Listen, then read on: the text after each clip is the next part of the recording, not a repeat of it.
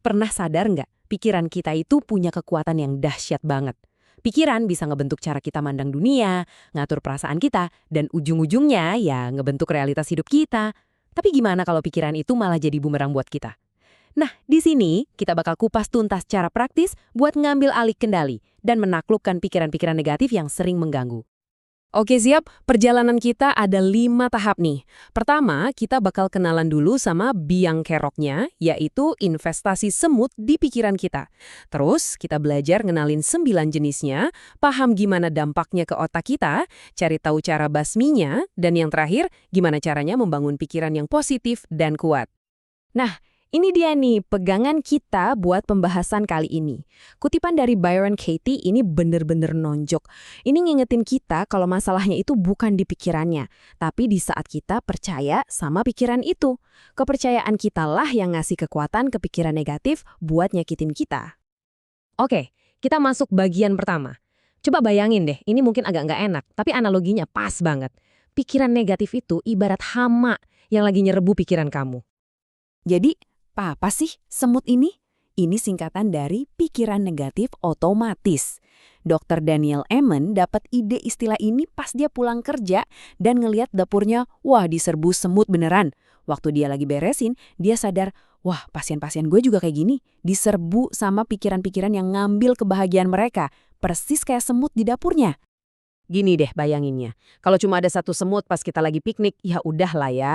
Tapi gimana kalau mereka bawa temen-temennya, satu batalion? Tiba-tiba mereka ngambil alih semuanya, nyuri kebahagiaan dan ketenangan kita. Nah mereka itu penyusup yang harus kita usir.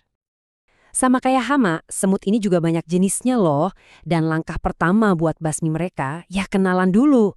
Kan katanya, kenali musuhmu, separuh kemenangan udah di tangan. Nah, Dr. Amen ini udah ngelis ada 9 spesies utama semut, bisa dilihat di sini, mulai dari yang mikirnya hitam putih doang, sampai yang hobinya nyalain. Tapi biar fokus, kita bakal bedah 3 yang paling sering muncul dan paling ngerusak, yang mungkin sering banget kamu alamin sendiri. Yang pertama, si semut serba hitam putih. Semut jenis ini tuh mikirnya ekstrim banget. Dia pakai kata-kata kayak selalu, nggak pernah, semua orang, atau nggak akan bisa. Pikiran kayak gini nutup mata sama semua warna abu-abu dalam hidup. Bikin kamu ngerasa kalau nggak sukses total, ya gagal total. Nggak ada pilihan di tengah-tengah. Lanjut, ada semut peramal nasib. Nah, yang ini nih suka sok tahu masa depan. Dia bikin prediksi-prediksi jelek seolah-olah itu udah pasti kejadian. Akhirnya kita jadi cemas dan takut sama sesuatu yang bahkan belum terjadi. Dan yang paling parah, justru karena kita cemas, malah beneran kejadian. Nah, ini dia nih juaranya yang paling beracun.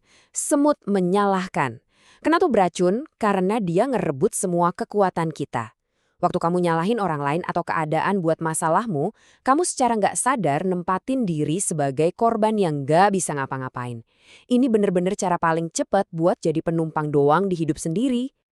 Oke, sekarang kita ngomongin dampaknya ke badan kita. Soalnya, pikiran-pikiran ini tuh bukan cuma ngawang-ngawang di kepala loh, mereka bener-bener ngasih reaksi fisik. Intinya tuh gini, tiap kali satu pikiran muncul, otak kita langsung ngelepasin zat kimia. Kalau pikirannya positif, zat kimianya bikin kita ngerasa enak. Sebaliknya, pikiran negatif ngeluarin zat kimia yang bikin kita ngerasa nggak enak. Dan zat kimia ini nyebar ke setiap sel di tubuh kita.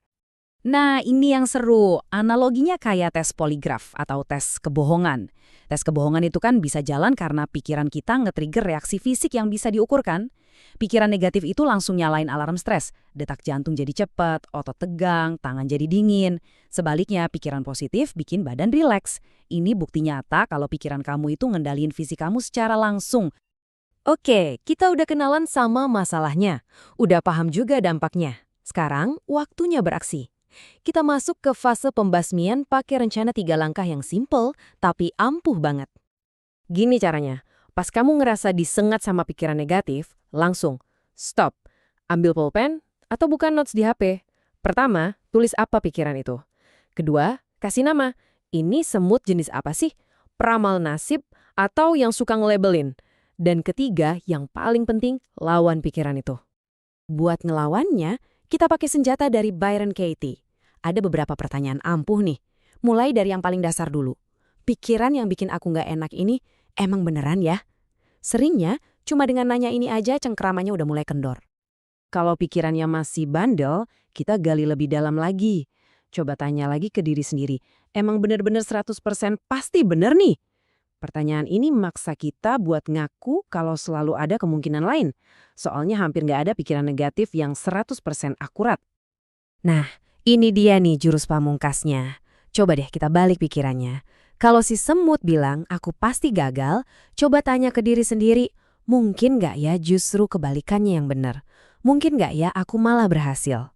Cara ini ngebuka pintu ke kemungkinan lain yang seringnya lebih benar, lebih positif, dan bikin kita lebih kuat. Oke, basmi semut itu satu hal. Tapi gimana caranya biar mereka nggak balik lagi? Nah, di bagian terakhir ini kita bakal belajar cara bikin benteng pertahanan di pikiran kita biar semut nggak betah. Kutipan ini keren banget buat ngegambarin sifat asli otak kita. Jadi gini, dari zaman dulu, otak kita itu dilatih buat fokus ke hal-hal buruk demi bertahan hidup. Makanya, pengalaman negatif itu nempel banget kayak ke velcro. Sementara pengalaman positif lewat gitu aja, kayak di wajan teflon. Makanya kita harus sengaja fokus ke hal baik biar seimbang. Terus gimana caranya biar sisi teflon di otak kita jadi lebih kuat? Salah satu alat yang paling sakti itu rasa syukur. Ini bukan cuma biar ngerasa enak sesaat ya. Banyak penelitian ngebuktiin kalau rutin bersyukur itu beneran bisa ngubah struktur otak kita loh. Bikin kita lebih gampang ngerasain bahagia dan lebih tahan banting sama stres. 800? Angka apa nih?